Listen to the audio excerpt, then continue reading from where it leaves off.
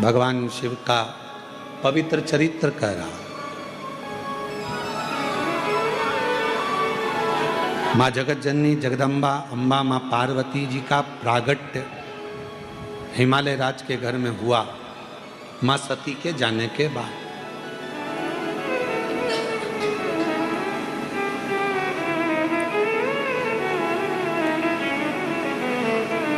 सती माँ चली गई,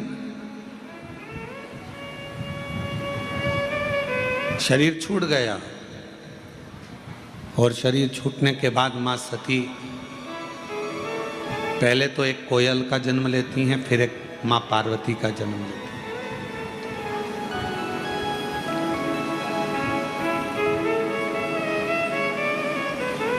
माँ जगत जननी पार्वती के रूप में प्रकट हुई।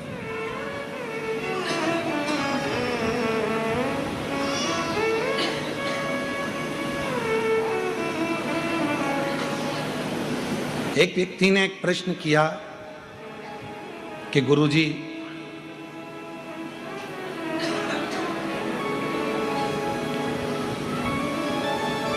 हिमालय राज्य की बेटी का नाम पार्वती, क्या मां पार्वती का नाम संपूर्ण विश्व के शांति को, पोषण को, विश्व भरण को, संपूर्ण विश्व के पेट भरने को जागृत करता है? यदि हम देवी भागवत पढ़ें और देवी भागवत का स्मरण करें या शिव महापुराण की कथा का स्मरण करें तो केवल माँ पार्वती का नाम, गौरी शंकर, गौरा पार्वती, भगवान देवाधिदेव महादेव के साथ जब हम माँ पार्वती के नाम का उच्चारण करते हैं, केवल माँ पार्वती के नाम का उच्चारण, तो आप महसूस करेंगे कि आपके अंदर एक अलग से ऊर्जा, एक अलग से बल आपके शरीर में आ रहा है।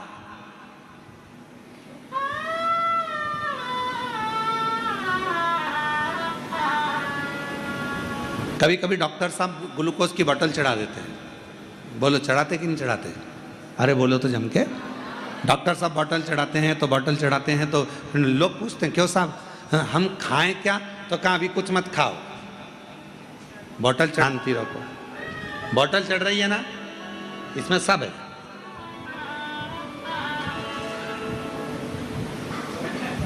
इस बोतल में सब कुछ है, चिंता मत करो। फिर कोई मिलने आया,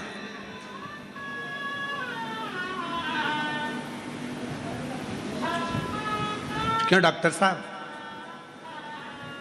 6 घंटा हो गया ना पड़ा, कुछ तो खाने का देना चाहिए ना।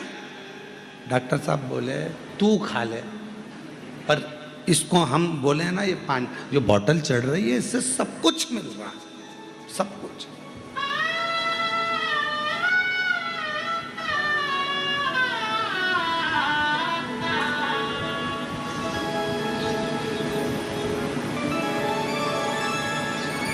फिर एक व्यक्ति आया, समझदार था, पढ़ा लिखा था, अच्छा था।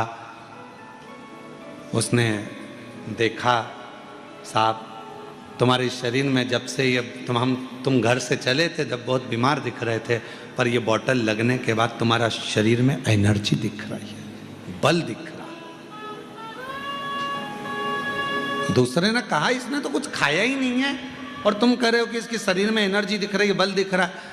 और दूसरा समझदार था, उसने कहा ये जो बोतल है, इस बोतल में जो पानी है वो पानी पूरे शरीर को पेट भर देता है, ऊर्जा दे देता है, एनर्जी दे देता है, भोजन की जरूरत नहीं पड़ने देता, वो शरीर को संभाले रखता, कमजोरी दूर कर देता। और यही है भगवान शंकर ने देखा जब पूरा विश्व भूख से बिलख रहा था, अन्न नहीं था, पूरी पृथ्वी के अन्न को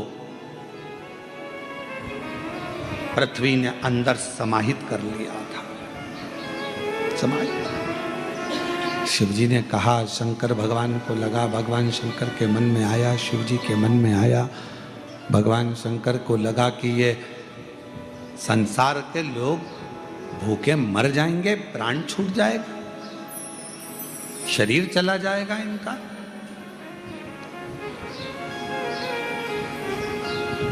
कौन इनको जपेगा, क्या होगा? तब भगवान देवाधिदेव, जितनी देर आप भगवान शिव की कथा में अपने मन को लगाते हो, चित्त को लगाते हो, हृदय को लगाते हो, उतनी देर भगवान नारायण, ब्रह्मदेव, इंद्रदेव, 33 कोटि देवता पितृलोक में आपके पूर्वजों के कंधे पर हाथ रखकर कथा को श्रवण करते हैं।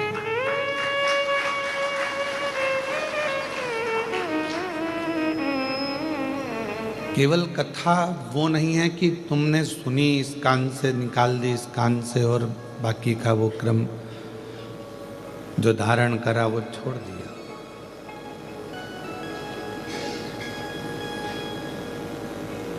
कथा का सबसे बड़ा क्रम यह है कि इन पूरी 7 दिन की कथा में से, भगवान की विरल कथा में से कुछ ऐसा ग्रहण कर लो जो आपकी जिंदगी को सार्थक बना दे। आज जलगांव कथा के यजमान परिवार भी यहाँ पर विराजमान है। मैं उनको भी बहुत बहुत साधुवाद देता हूँ, जिनके यहाँ 3 अक्टूबर से 9 अक्टूबर तक शिव महापुराण की दिव्य और भव्य कथा जलगांव में होने जा रही है। कथा केवल सुन लिया, बहुत सारे महाराज आते हैं, कथा कहते हैं और चले जाते हैं। कथा आपने सुन ली, आप भी अपने घर चले जाते हो, वो कथा नहीं है।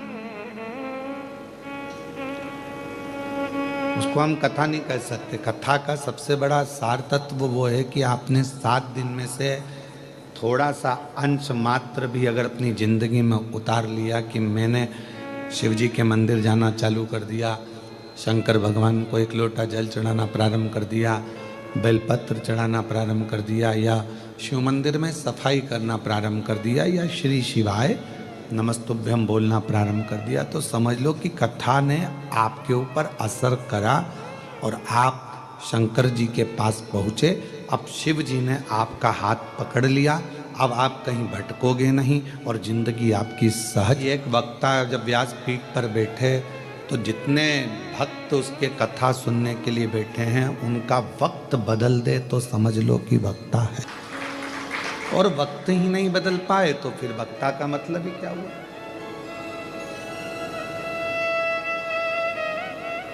आप अपना स्वभाव, अपना चित्त, अपनी वृत्ति, अपना मन थोड़ा सा बदलेंगे, थोड़ा शिव की ओर लेकर जाएंगे तो वक्ता को भी अच्छा लगेगा।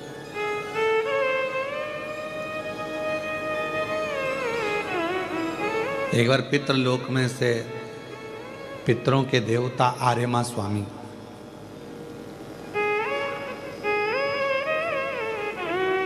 सभी जगह गए,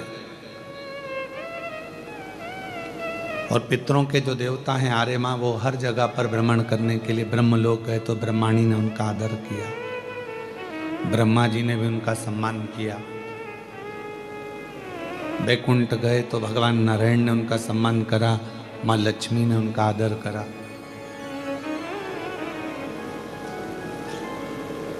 इंद्र लोग गए तो इंद्र जी ने उनका सम्मान करा, आदर करा, इंद्राणी ने सम्मान दिया,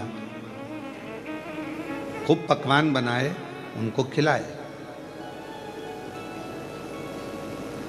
अब जब पितरों को हम इतने सारे पकवान बनाते हैं, भोजन बनाकर खिलाते हैं, तो पितरों के स्वामी को आर खिलाया।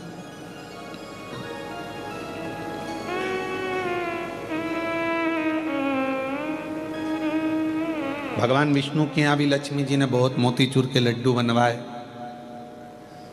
और वो भी आर्यमा स्वामी को खूब खिलाए।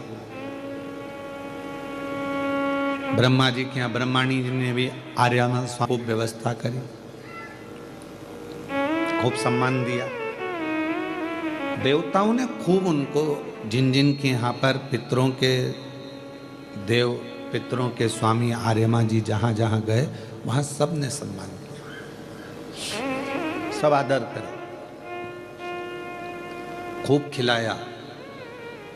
आर्यमा स्वामी चकाचक खूब पाए, पितरों के देवता है।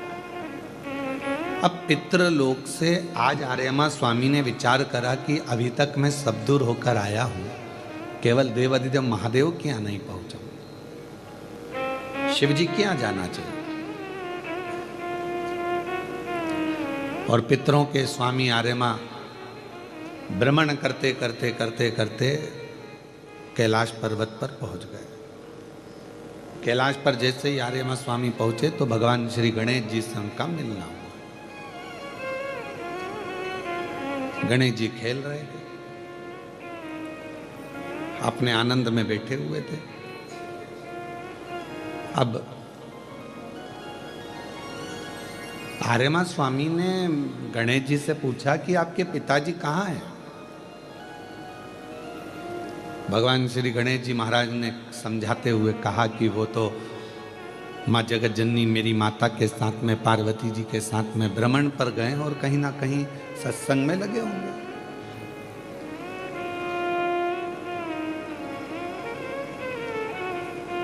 क्योंकि आज का जो समय है, लोग सीखना नहीं चाहते, आज के समय में लोग सिखाना चाहते हैं।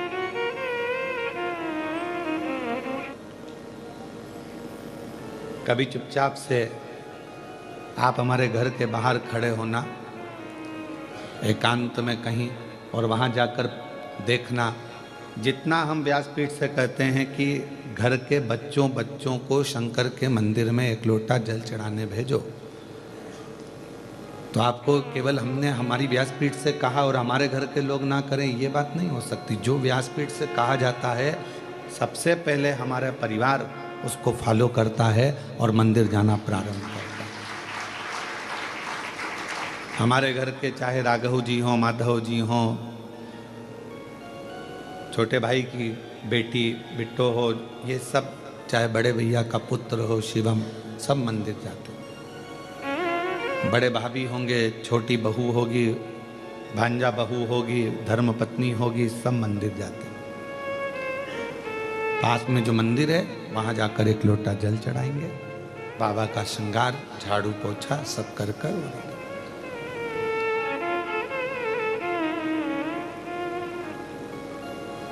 कोई बात अगर हम कह रहे हैं, एक वक्ता के लिए जिंदगी में सबसे बड़ी बात यह होती है कि वो जो बात कहे तो उस पर अपना खुद पर फॉलो जरूर करे।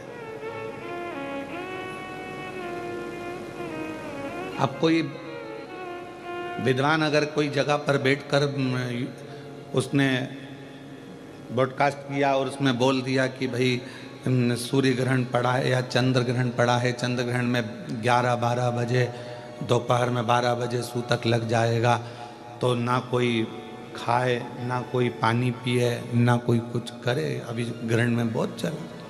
तो जिनने बोला, हम उनसे पूछे तुमने क्या दोपहर के 12 बजे से लेकर अगले दिन तक क्या पानी नहीं पिया? कथनी और करनी में अंतर होता है, बहुत अंतर, बहुत कठिन है। प्रवचन देना या बोल देना बहुत सरल है महाराज, पर उस प्रवचन को अपने ऊपर भी फॉलो करना, अपने ऊपर भी धारण करना बहुत कठिन।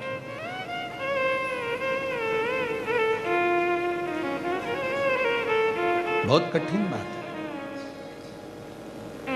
हम स्वयं आज के ज़माने में, एक सास सोचती है मैं बहू को सुधार दूं, बहू सोचती है मैं सास को सुधार दूं, पति सोचता है पत्नी को सुधार दूं, पत्नी सोचती है पति को सुधार दूं, बेटी सोचती है माँ को सुधार दूं, माँ सोचती है बेटी को सुधार दूं। पर यहाँ शिव महापुराण की कथा कहती है कि आप किसी को मत सुधारो, अपने आप को सुधार लो।